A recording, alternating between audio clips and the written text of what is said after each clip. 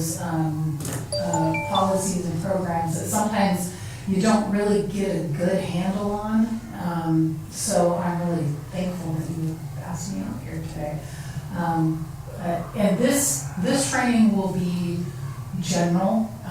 It's an awareness, it's a basic, it's a 101, and then we'll be talking specific procedures.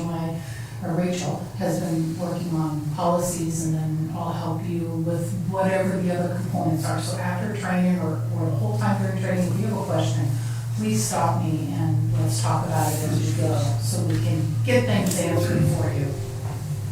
Okay. Do you have another chair back there? Okay.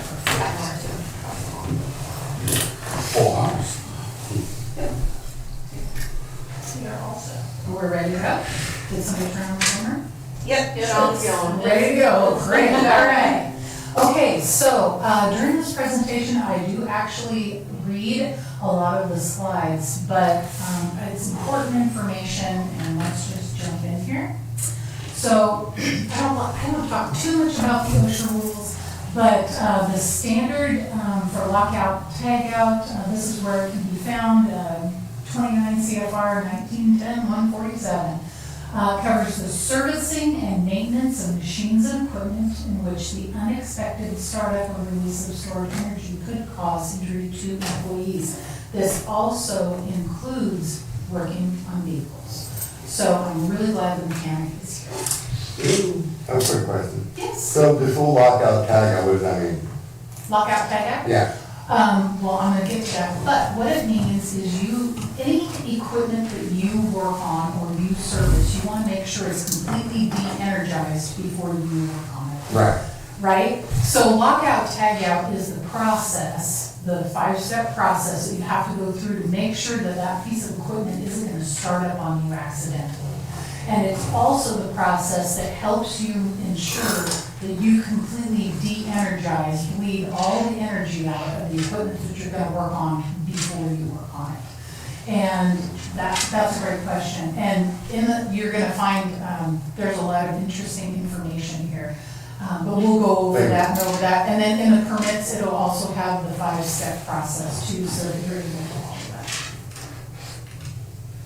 And of course, the goal is so that you do not get injured. That's the goal.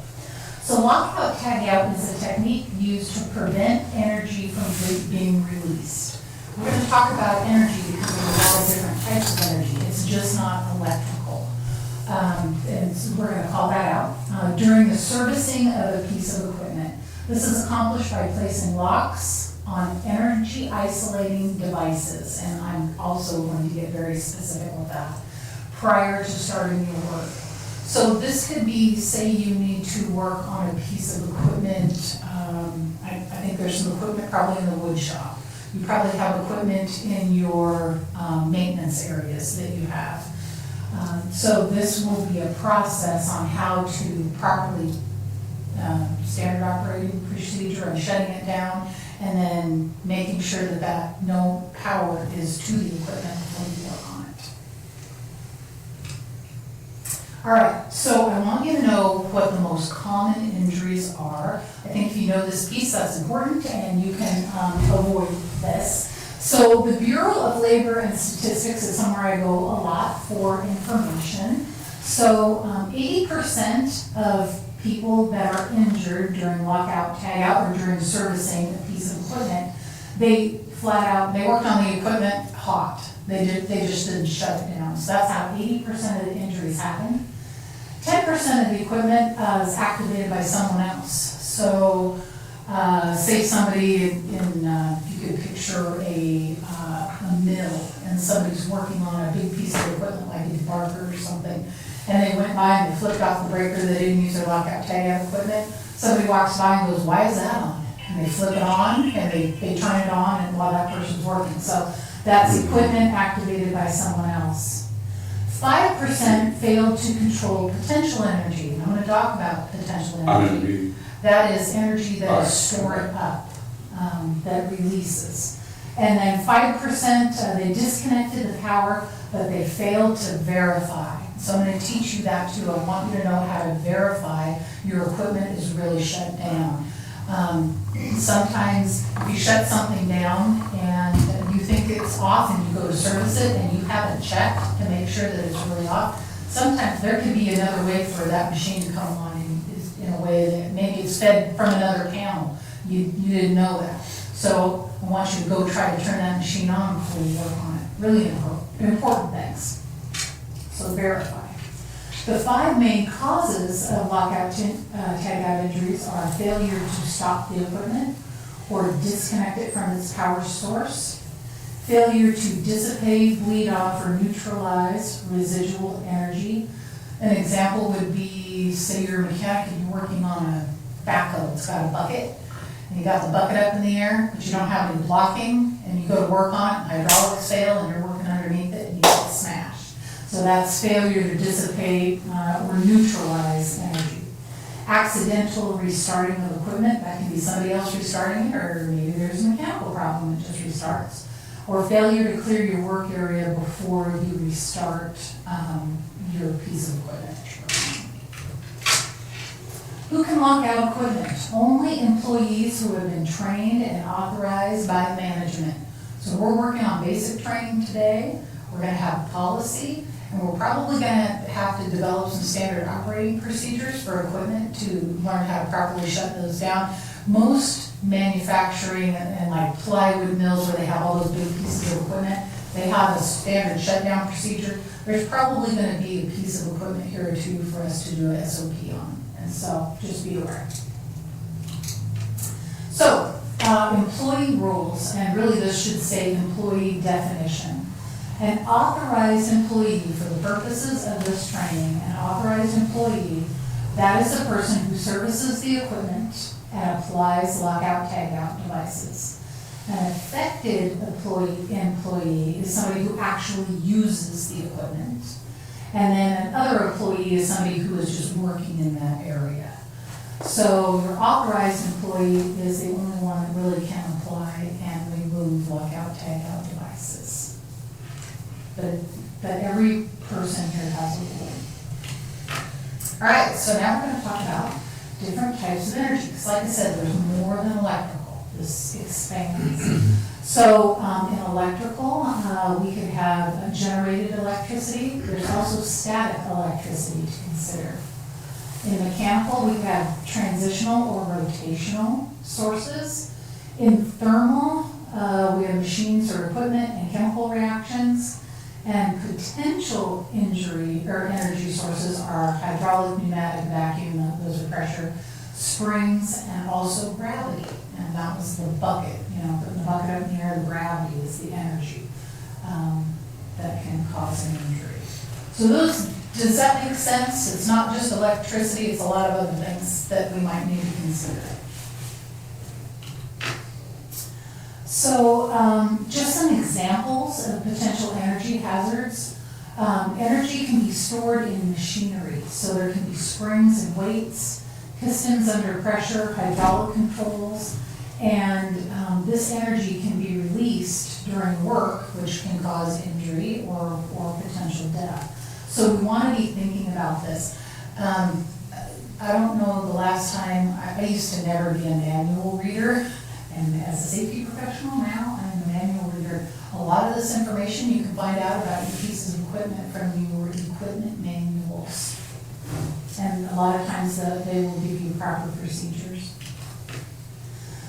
Chemicals also have energy in them. They can start fires, and they can cause skin burns, they can generate harmful gases or fumes.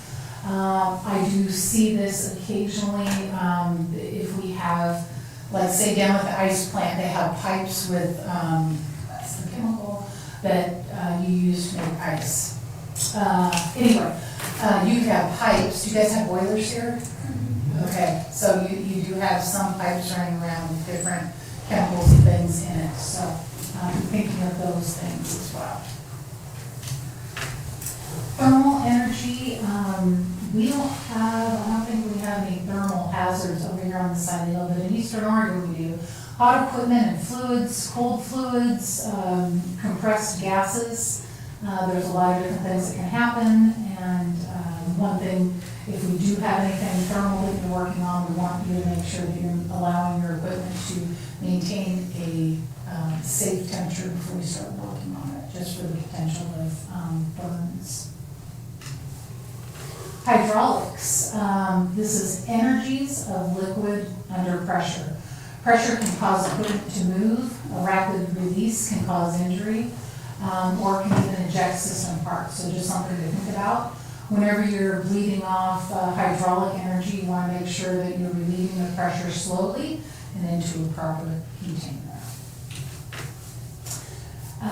Energy of compressed gases and uncontrolled release can cause injury, or rapid depressurization creates extreme low temperatures. Make sure you're properly venting all your systems before starting work. And then I wanted to tell you a little bit about potential energy versus kinetic. So potential energy is something that is stored up. Kinetic energy is it's already in motion.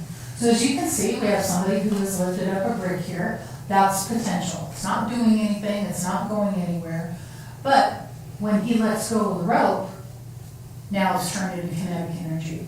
So these are some of the things that are a little bit trickier to find in the workplace, but things that I want you to consider. And the best example I have is having the hydraulic bucket up in the air. You know, nobody would really think that might cause an injury if the hydraulics go out while you're servicing that equipment. What could happen? I just had somebody who experienced a fatality in the logging industry. They got out to do something with their truck, and their truck ran over, trailer ran over. And so obviously I think it was some sort of failure with the piece of equipment. It wasn't anything anybody was expecting to happen, but it happened. So you have to think about potential energy and then kinetic. So that truck had potential energy, and it turned into kinetic energy when the brakes failed. Okay, so any questions about energy, different types of energy that we're trying to think about here? Lockout tagout program. All right.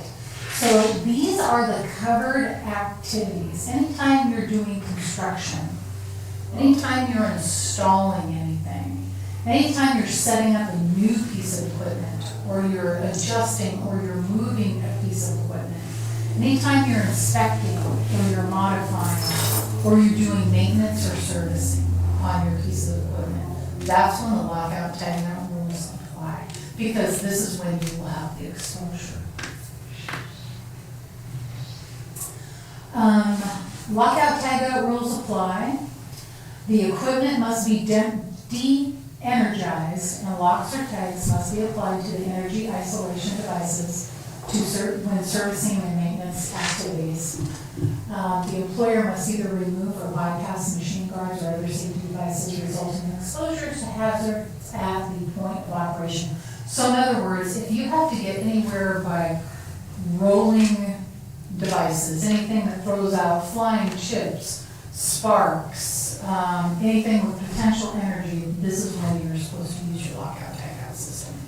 And so, I mean, so let me ask you, with changing a light fixture, do you guys ever change light fixtures? You ever change ballasts? Do they change ballasts anymore? Yeah. Do you guys replace them with LED lights? Retrofit them. They're all getting retrofitted. Well, we used to do a lot of ballast change outs. So even if you're changing out a light fixture or just changing out a ballast, would you need to use lockout tagout? Yes, you would. Because if you have that breaker off in the panel, and you've got that light fixture down, and and it's not hot, and somebody walks by and they're messing around, and you happen to be touching that, somebody comes by and flips on that breaker. Yeah, so lockout tagout applies. Even on some of them, I don't know, I haven't seen it here yet, but some of them have starters on them, and they hold power. You have to take. Yeah, the the starters do. Same thing with electric motors that run caps and capacitors, it's actually worse to get hit one time. Well, You gotta be careful. I worked with electricians my whole life, and I can tell you probably 90% of them don't de-energized to change out light fixtures, but you should. Yeah. And it doesn't take much to give you a shock that can change your life. So, very important that you're doing the right procedures and you're doing it correctly, not just to protect yourself, but to protect, your coworkers. I did want to share with you, I have had not a personal experience, but I do know, and it happened in Lincoln City, and it's probably been 5 or 6 years ago, but they did have a fatality of someone who was changing out ballast in a light fixture. So, I learned in the electrical trade that it does not take very many milliamps to actually hurt you or kill you. It doesn't, sticking your finger in the light socket is pretty dangerous, so. Yeah, I think lower voltage is actually more dangerous for you than higher voltage.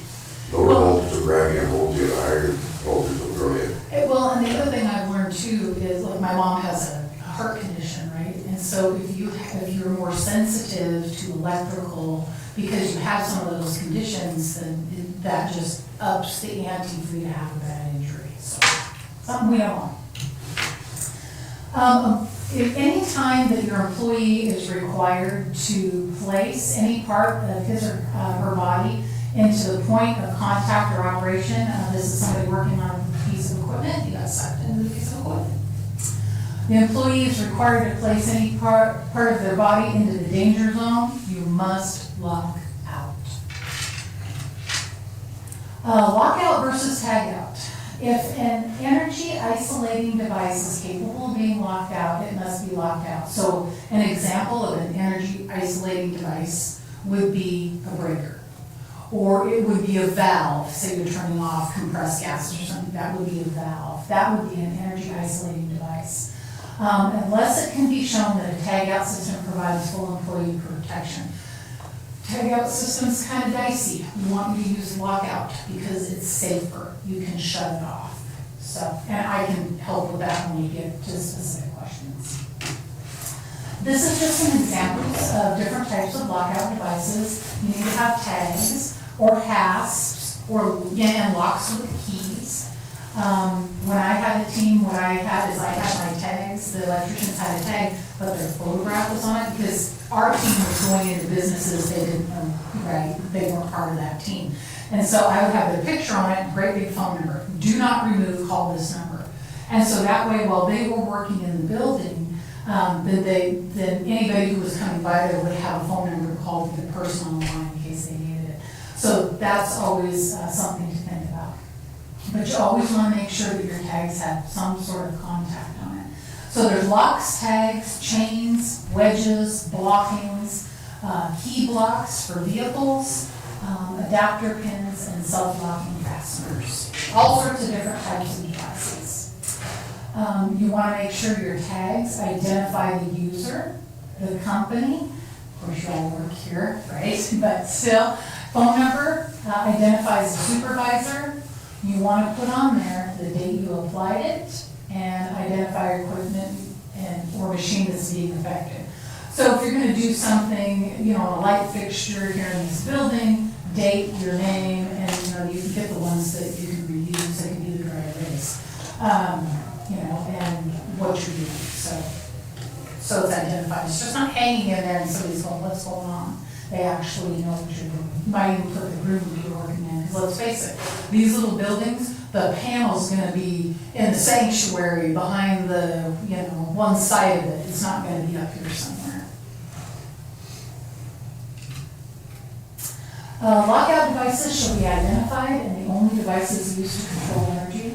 They have to be a standard size and color. I'm sure you got kits, so whatever you want, will be fine. They need to be strong enough to prevent removal without a key. No two locks or keys shall be the same. That's one of the rules. And control of keys must be maintained by authorized personnel. You probably would not get in this situation, or maybe you might, but we would go into, we would do service work for Georgia Pacific, and so we would be there more than one shift, right? You guys do have shifts, right? So somebody's working on something on the day side. This is a great way to tell somebody, you got your lockout device, hey, this is what Joe was doing, and I'm working in this room with that tagout device. Tells the guy in the next shift. But we would go in there and, you know, people would be wanting to run equipment, we'd have to have those tags on there. They didn't have access to our keys. If we locked it out and we left, then if they wanted to know what was going on, they'd have to call us or check with their supervisors. Lockout devices, this is an example of a valve lockout. So there's all sorts of different kinds, there's hasps, all sorts of things. It has to be installed by someone who is authorized, someone who understands the program and how to shut down the equipment correctly. And it has to be installed in a manner which will hold the device in a safe or in the off position. And there's a lot of different types of devices depending on what you're doing. And because there's a lot of different types of devices, I just wanted to give you some examples. Here's a hasp. There's valves. That's a cord and plug.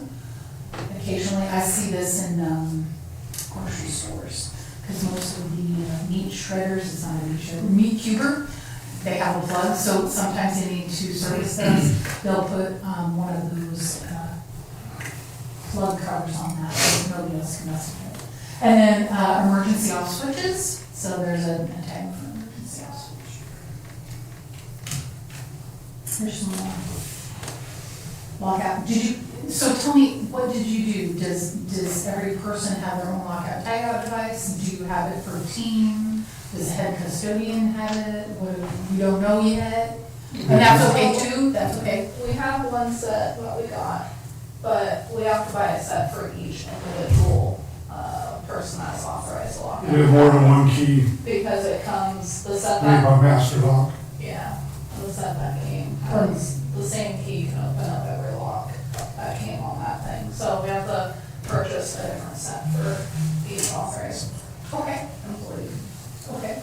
Fair enough.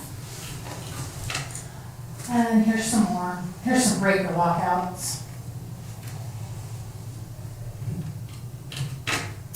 Tag out devices. Tags have to be standard in size and color. Anything you purchase in the kit is going to be fine. The only thing I would recommend is if you do have somebody who's doing a lot of lockout tag outs, great to have a tag with their picture on it and phone number. The guys are strong enough to prevent removal without excessive force. Most of the time they're plastic, and they need to be weatherproof.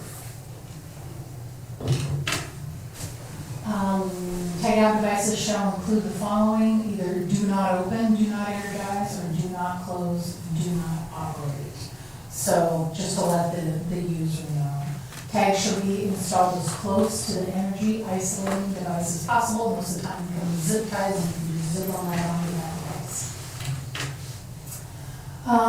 Group lockout tagout. I'm not going to spend a lot of time on this because I don't think you're going to have this experience very often. This happens frequently in like plywood mills. They'll do a shutdown, they'll bring all the trades in to work on the mechanics and the electricians and everything. They'll go to lock out a piece of equipment and they have to all talk about this, but say the electrician has his lock, the mechanic has his lock, and maybe this machine has water and plumber has his lock.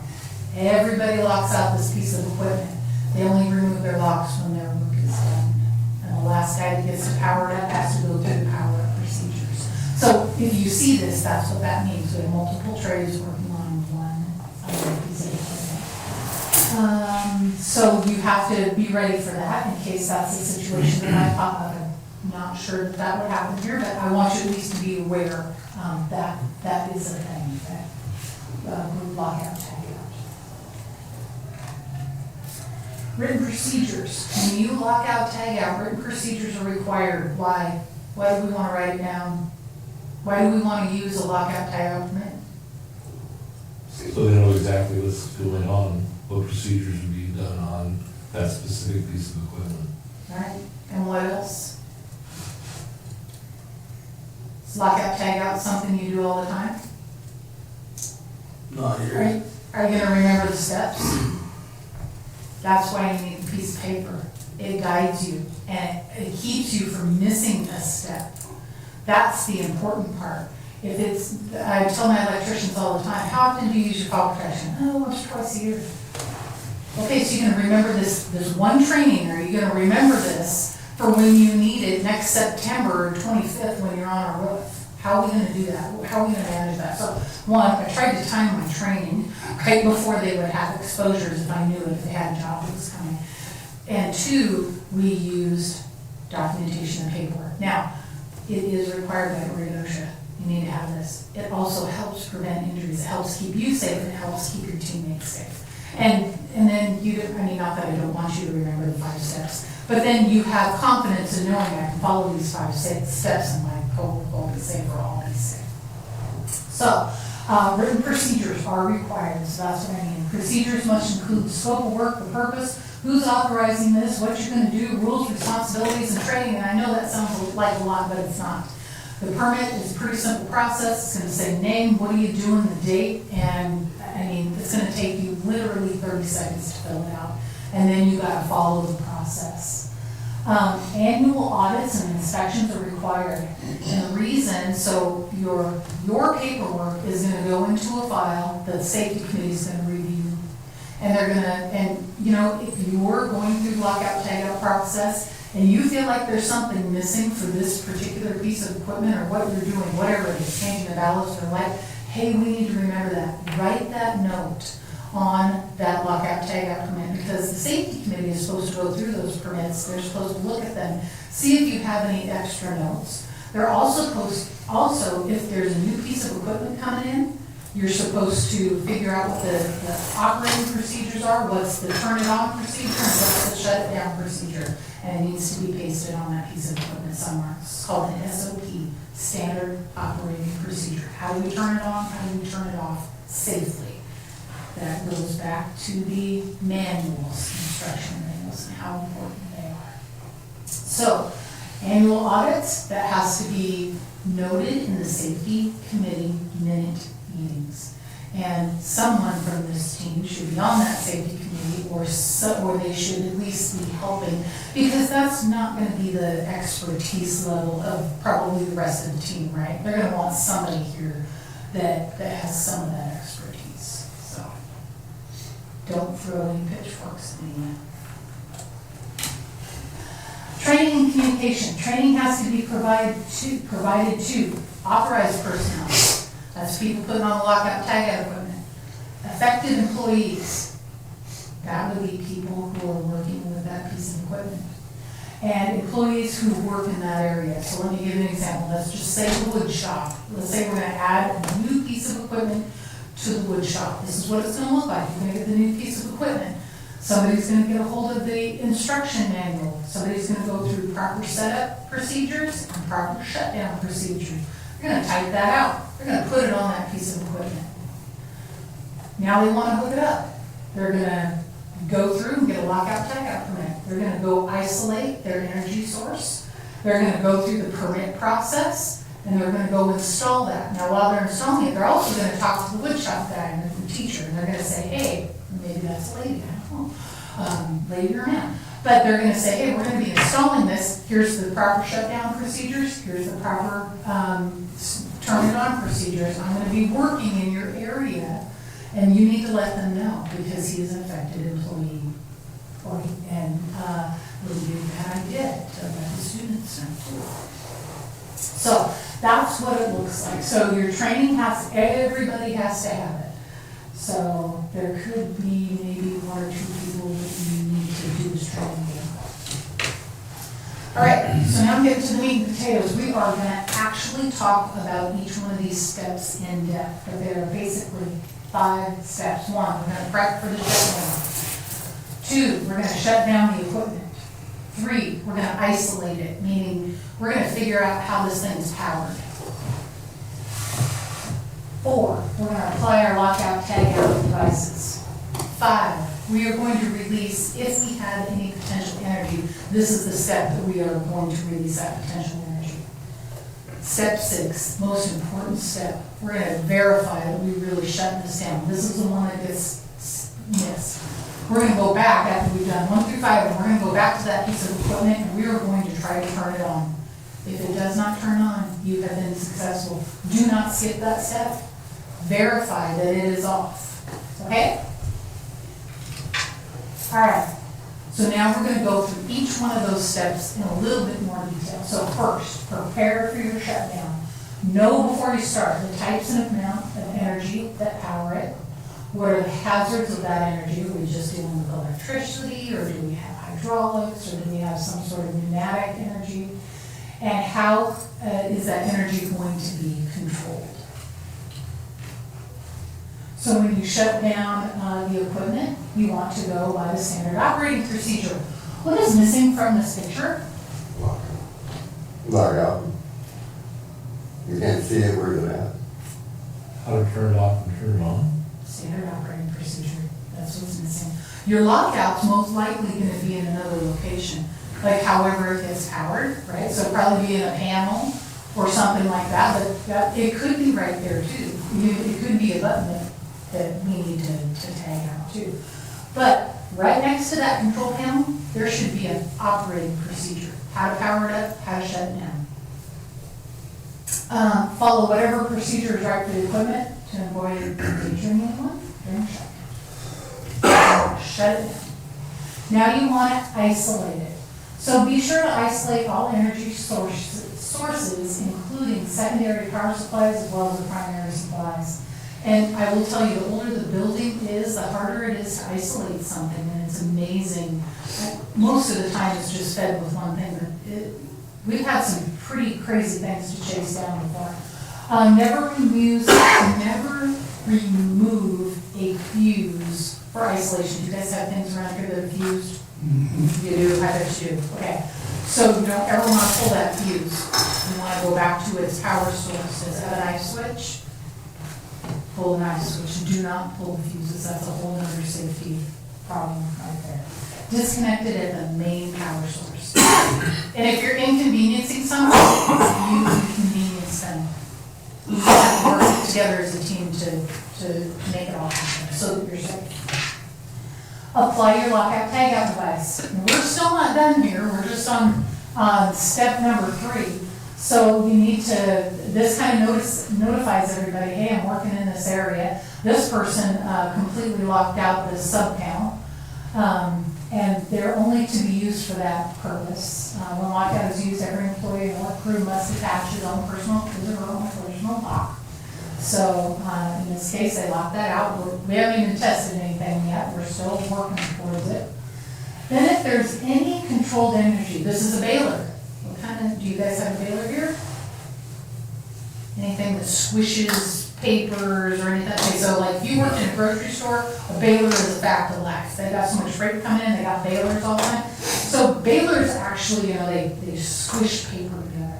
So if a person went in there and stood underneath the baler, they could definitely get hurt. But if you were servicing this, you would want to make sure that all the potential energy inside of this machine is dissipated before you step into it, right? So you want to make sure that you release your controlled and stored energy before you start your work. Lead lines and valves. If you need to block something, maybe they need to work on this and they need that top piece on baler up, then they have to block it somehow, 4x4s or something. I'm not a mechanic, so I wouldn't know that piece, but I'm guessing that's probably something you might do. Now, last step. Verify. You want to make sure that you go, now we've got our baler all set up, we've got it blocked and everything else, I got my lockout tag out, I threw the breaker, everything is good. Now I'm gonna go try to turn it on. If I can turn it on, we haven't isolated it. If it does not turn on, then we've done our job, then we can go to work. Does that make sense? Verify. So Prime example of that is like a big trash compactor. yeah. And like I had to jump in one at the mill casino to look for some very important documents I got in there that were expressly in there, but I had to call maintenance, have them come lock out everything. Right. Before I step foot in that, because you don't want to be in and have somebody go, oh, look, compactor, let's press the start button.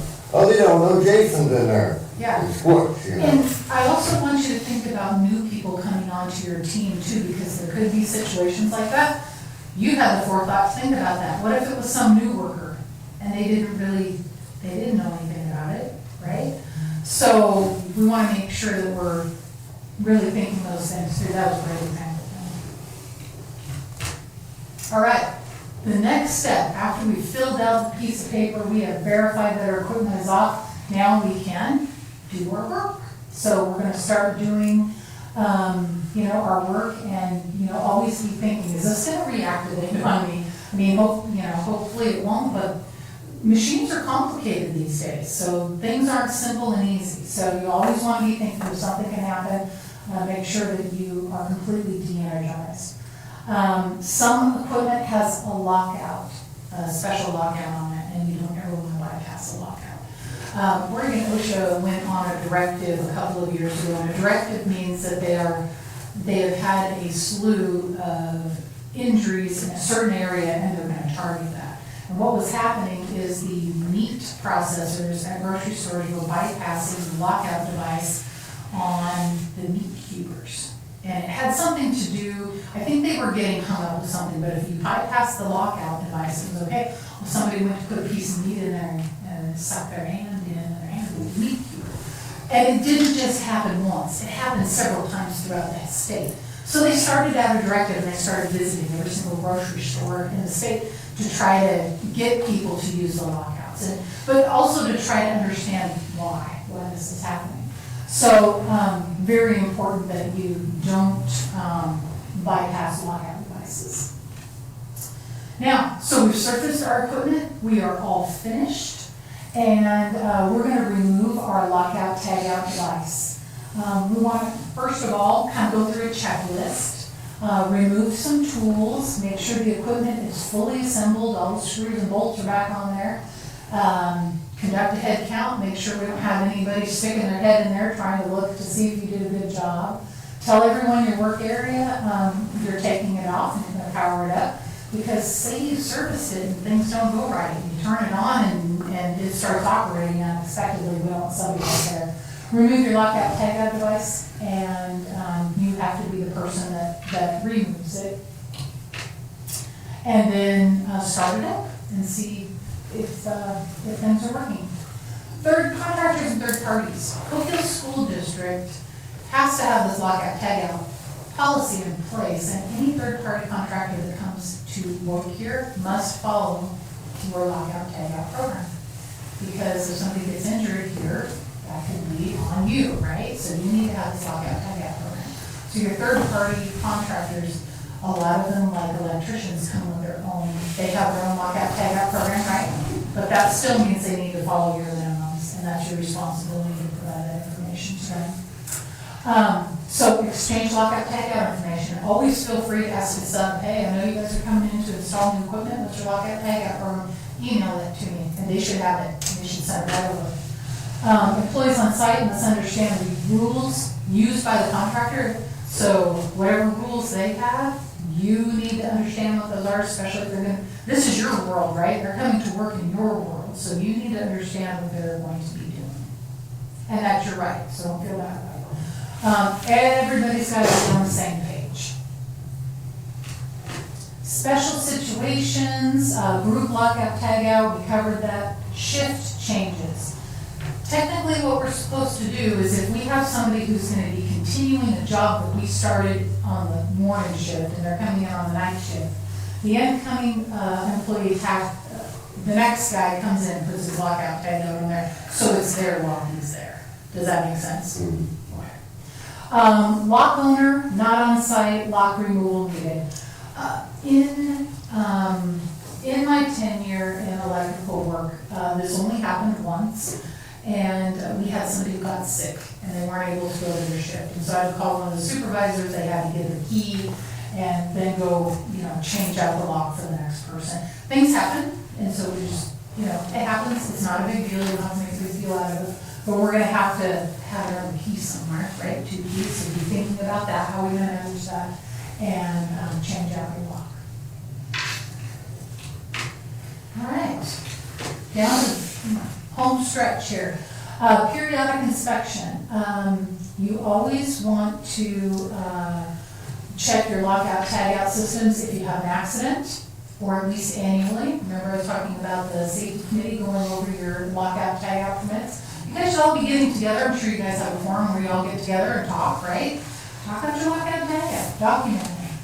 Look for any deficiencies in your program, or talk about the new pieces of equipment that are coming in, so you can get those pieces of equipment correctly installed and get their standard operating procedures.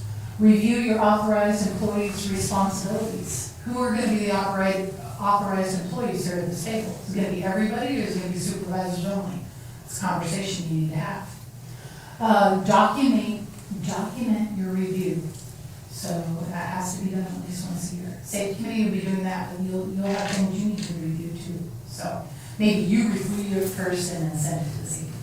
That might be the best practice. You are the experts in this field. The employer has to certify that your employees have lockout, tagout training and annual refresher training. What does the word annual mean? Every year. Yes, sir. Documentation shall include your name and a date of training, which somebody has already nicely done.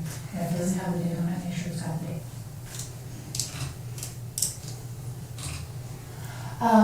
Employee retraining.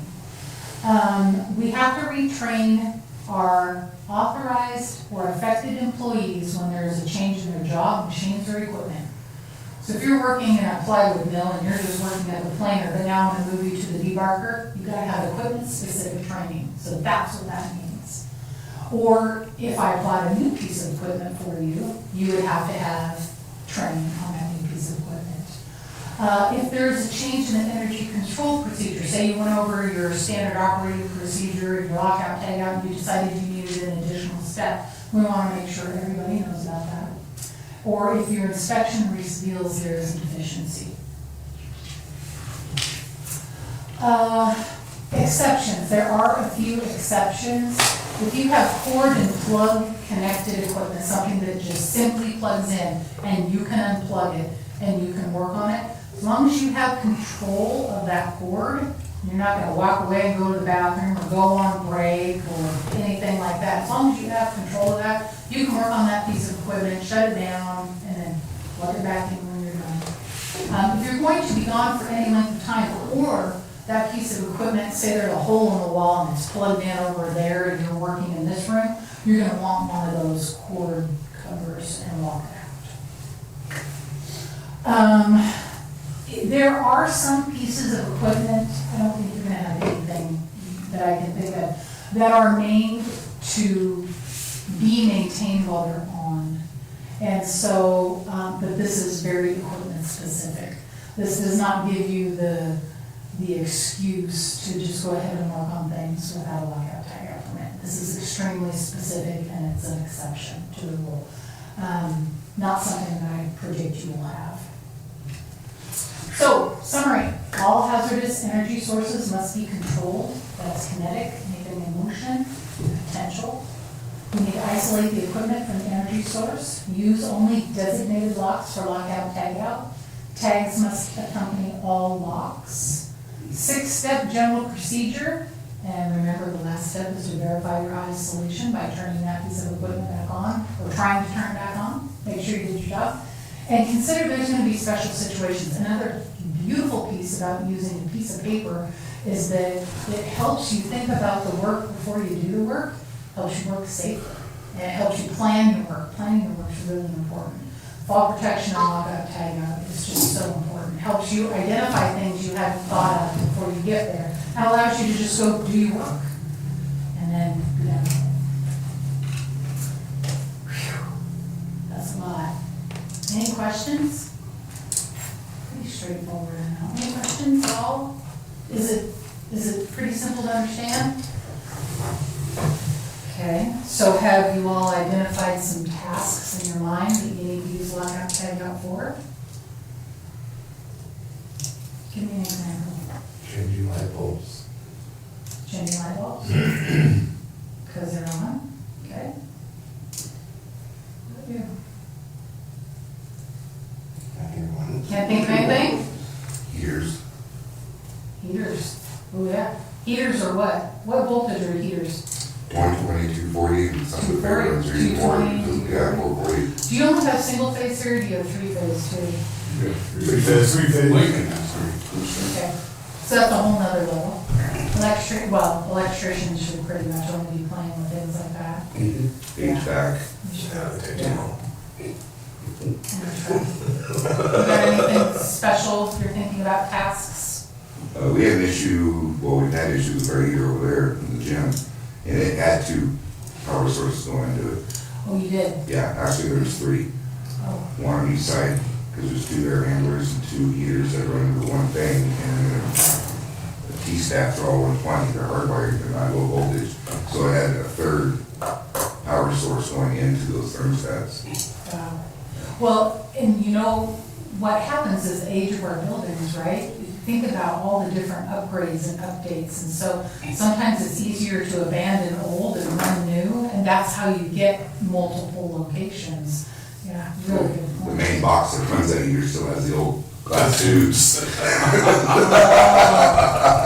Gotta check to make sure they're still flowing. Yeah. Yeah. What about you? Same, I work same school, yeah. Same school? Yeah. What about you? You think of a lockout, tag out? Any equipment we work on, Yeah. ovens, mixers, replaces anything in any of those fans. Okay. They have a plug, but, you still wanna, It wouldn't hurt, you know, if you're working on something, and like I said, if you can see that plug and you have control over it the whole time, that's one thing. But if somebody can come behind you and plug it in and you're not noticing while you're working on it, that's a whole nother thing. So I want you to really think about that, because it only takes 30 seconds to put one of those plug covers on. What about you in the back? Me? Yeah, any tasks that are popping up in your head that you're gonna need lockout, tag out? Take the keys out of the bus before I work on it. You need to have control of exactly, and so in auto shops, that's what they do, they have, the mechanic usually has the keys. The only experience that I have, and I like to share these, I know they're all fatalities and they're horrible, but a mechanic in Medford was working on a back truck. I don't know what kind, do you only have school buses? The school buses, cars. Cars and things, okay, so this happened to be a back truck, it had a power takeoff in the back. Mechanic was underneath there working on this back truck, and somebody jumped into the truck and sucked into the power takeoff. Oh, my God. But see, he didn't have the keys in his pocket, he didn't have control, I mean, they could have put on there's a lot of different things, hey, a piece of paper on the seat, hey, I'm underneath this truck. Could have locked out the Red tag steering wheel, they could have red tagged it, Yeah. and you know, we only think of these things a lot of times after something really bad happens. I just don't want the really bad thing. Yeah, 'cause sometimes you gotta crawl under there while it's running, so you can hear where the noise coming from. Exactly, so, you know, that's something that's, you know, is there something that can suck you up underneath the bus? I don't know. Somebody jumped Drive in the line? monsters here. Monsters. Yeah. Or, yeah, little kids, I don't know.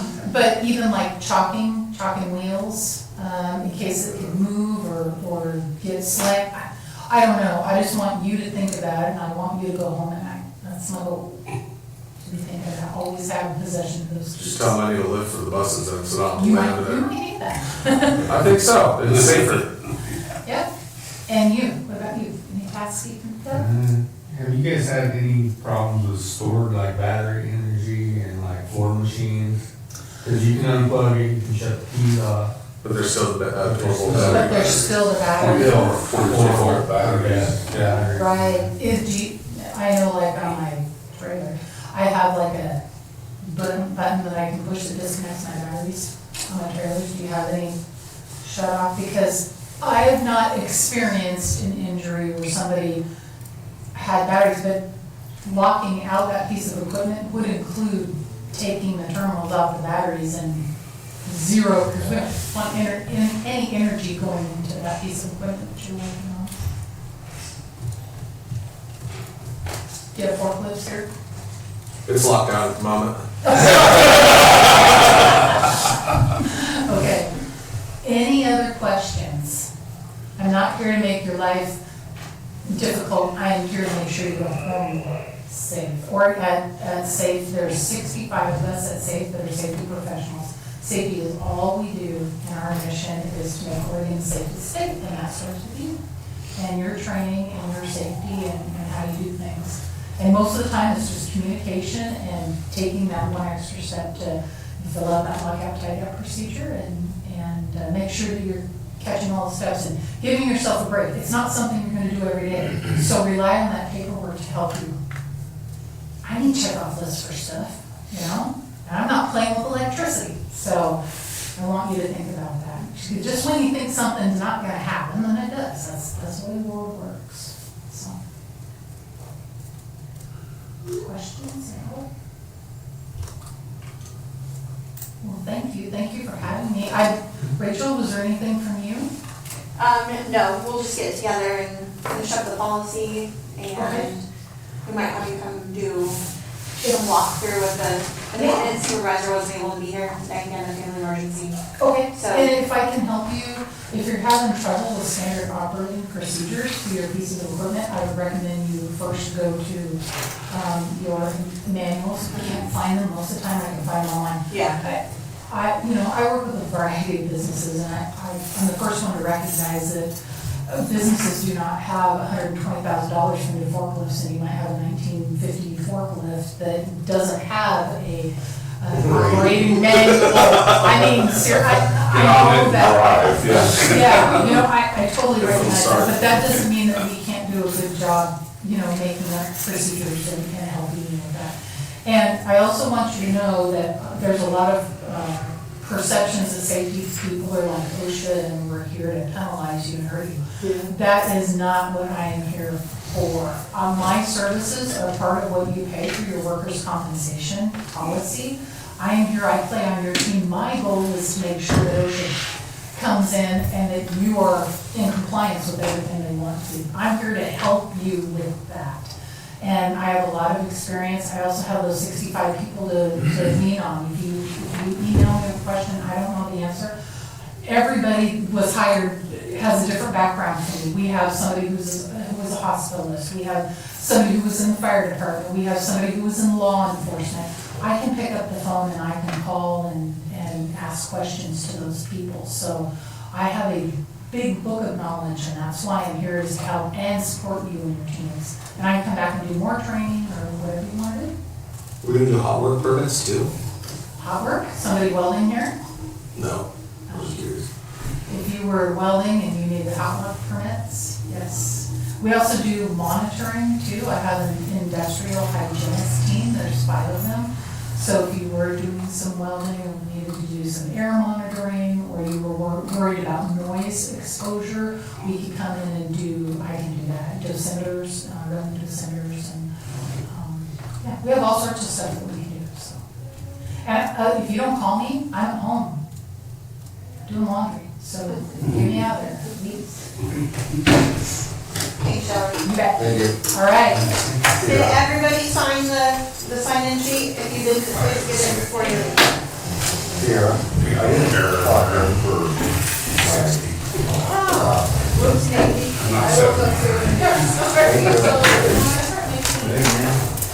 I don't know if that's gonna Probably not. I'll send an email though. If you found an error on it. 5 to 6, that's all.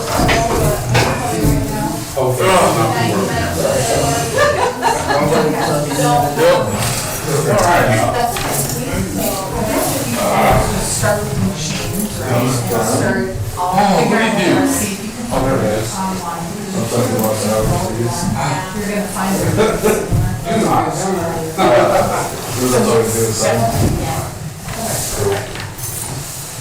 know, she said that, very quick. You do a big decision, and he's in a part, and he's a low sensor. It's pretty important because it's all being curled out here operated. And he's gonna be back in the area in the next couple of days, and we can bring him out. Okay. So I know Was if it you- your own call sheet though? Yes, ma'am. Okay. Thank you, Tom. And I will, would you like me to send you a copy of this presentation? Yeah. There's nothing that I have. Yeah, you got it. Yeah.